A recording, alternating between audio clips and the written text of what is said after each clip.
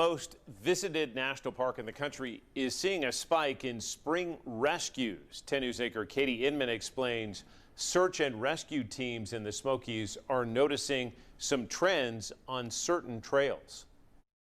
The Great Smoky Mountains National Park covers more than 500,000 acres and sees more than 12 million visitors every year. With that vast area and volume of people, there are multiple search and rescue missions every month. But where are those emergencies mainly happening? From the ground crews to responders in the air, there are certain areas they visit more than others.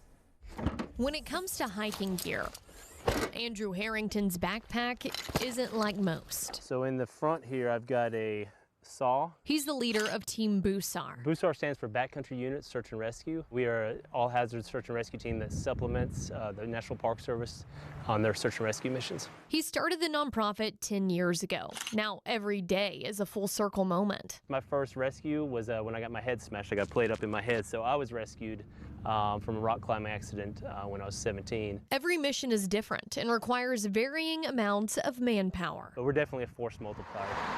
Which is needed, especially in the Smokies. On average, we run 100 to 120 major backcountry search and rescue incidents every year. Joshua Albritton is the Supervisory Preventative Search and Rescue Ranger for the Great Smoky Mountains National Park. So when a call comes in, we are the team that goes. The park says in March 2026, Rangers saw a spike in emergency calls with 18 full-on search and rescue operations. It just seemed busier than usual.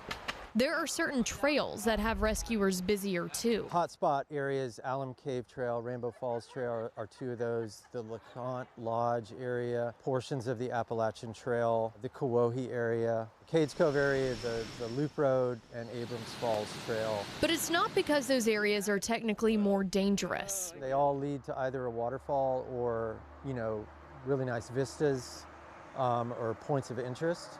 So I think they're just popular and people tend to go to those places. Blackhawk crews see the same trend. Performed approximately 70 rescues over the past 10 years. This plaque shows evidence of every rescue involving a Blackhawk helicopter within the national park. We notice it every year when the weather improves that we get more calls, more people out on the trails. Chief Warrant Officer Brian Spots is a pilot for the Tennessee Army National Guard.